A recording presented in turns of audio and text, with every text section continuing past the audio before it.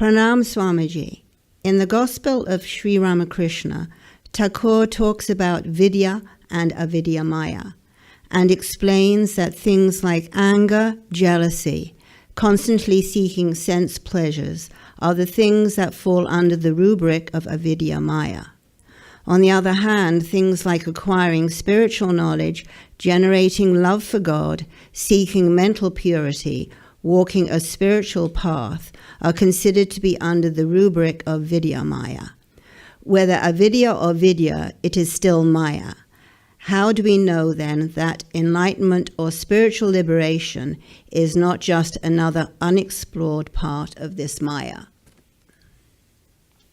How do we know that spiritual liberation, enlightenment, liberation is not just, that could be part of Maya? It is. That in fact is the stunning conclusion of Advaita Vedanta. Those who have studied the Mandukya, remember there's this verse which sets out the highest truth, the final thing that can be said. And it's quite a stunner. I gave a talk about it. I think it was called The Ultimate Truth. Yes. What does it say? Gaudapada, Shankaracharya's teacher's teacher.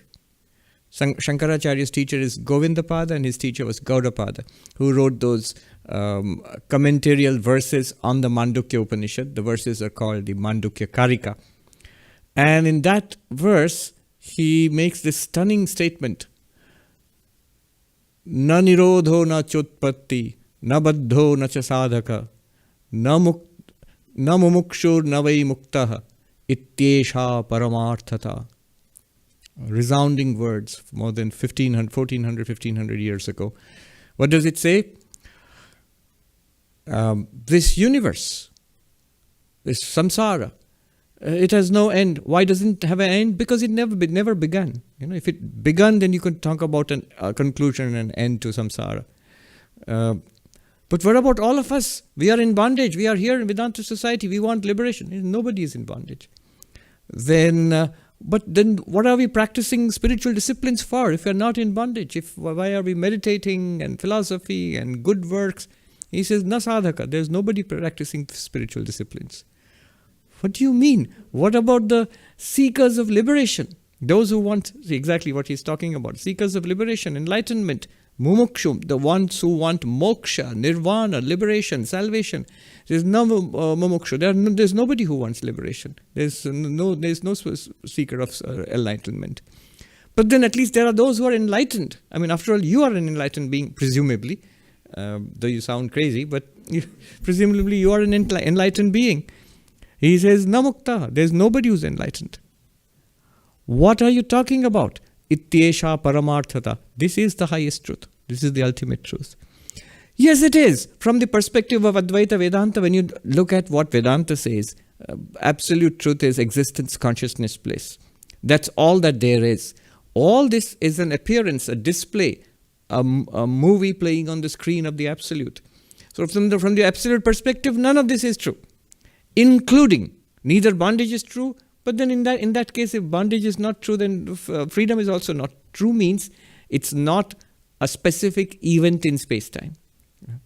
So ultimately, the ultimate reality, Brahman alone is the reality that always was, is, and will continue to exist. And even was, is, will continue, you're presuming time already there. Now this is very high. This is very abstract. So it is good to know this, and this is a direct answer. If you want a straight answer to that question, what about liberation? What about enlightenment? Isn't it part of Maya also? Yes, it is. If you are already liberated, if you never were in bondage, then the so-called enlightenment liberation must be part of Maya, don't you see? In fact, if it were not, think of the consequences. If I'm really in bondage, and then I need a real liberation from this real bondage, who knows, there might be a real bondage once again after this. Not only that, knowledge can't help me in that case. Enlightenment means realizing something dawning on you, the light bulbs going off. That can't help you. If I'm really tied with a rope, thinking I am free, doesn't help me. I'm still tied. Here are the ropes. But if I think I'm tied with a rope, and I'm in a dream, if somebody helps me wake up from that and I see it's all right, then knowledge helped me. The path of knowledge, the path of enlightenment. That ignorance is the problem and knowledge is the solution. That works only if what Gaudapada said was true, that bondage and liberation are both in Maya. Only then. But having said that, now down to brass tacks, to be practical. How does that help us right now? Right now we don't see that. It's an amazing thing to hear and to understand philosophically. It's great. It's actually reassuring. It quells our anxiety at a deep existential level. But practically, to get to that point, what Sri Ramakrishna has said is very useful. Vidya Maya, Avidya Maya. Yes, it is all Maya, but it's Vidya Maya and Avidya Maya. Vidya is knowledge and Avidya is ignorance. There is the Maya of ignorance, which sucks us in, pulls us deeper into the mire, the swamp of samsara. And that is anger and lust and greed and self-seeking, which is at the base of anger, lust and greed. And at the base of all of it, root is this little me, mine, I. I am this thing and everything for me. Once I do that, immediately I'm in conflict with every other little individual. In conflict, in competition. And so samsara starts for me. Now, all of these things which tie me down to this little me, I, me, mine. Now, I, me, mine is still philosophical, little abstract. We want more concrete examples. Anger, that's pretty clear. Lust, greed, and the consequent fear and anxiety and guilt and all of the whole range of negativities which is produced by this kind of a life. All of that comes under Avidya Maya, ignorance. Why ignorance? Because it's based on a fundamental ignorance about ourselves. We do not know what or who we truly are. As Vivekananda would often say, with a touch of pathos here in the United States, if only you knew who you truly are, that would really set us free. So that is Avidya Maya. Now, every effort to lead a higher life, a moral life, a caring life, a selfless life, and the higher spiritual disciplines of prayer, of meditation, and inquiry.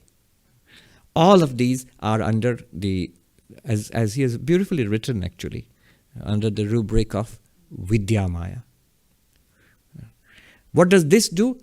This attenuates, thins out the self-seeking, the root of being caught in samsara.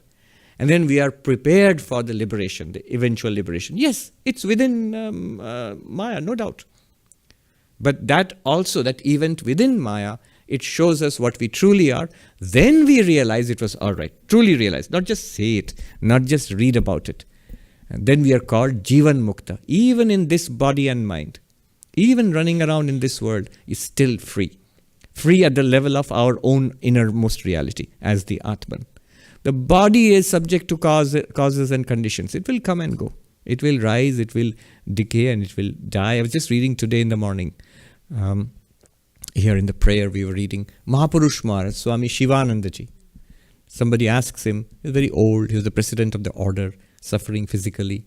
Somebody asks him, Swami, are you all right? He says, I am all right, but the body is not.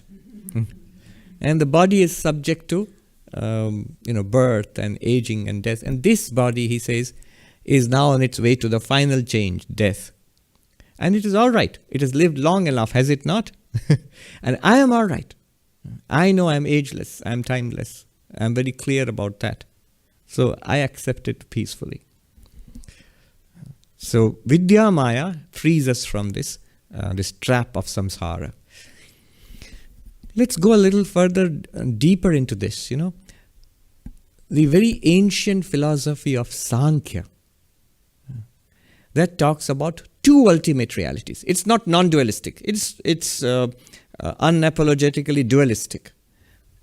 Material nature, the physical nature, and even mental nature. So all of whatever is an object matter, energy, time, space, but also mind, thoughts, feelings, emotions. They are objects because you are aware of them. What's an object? Whatever you are aware of is an object. Or as the philosopher Arindam Chakravarti adroitly put it, whatever objects to your consciousness is an object. Objects means resists your consciousness. You run up against it and you become aware of it. You see? All of these.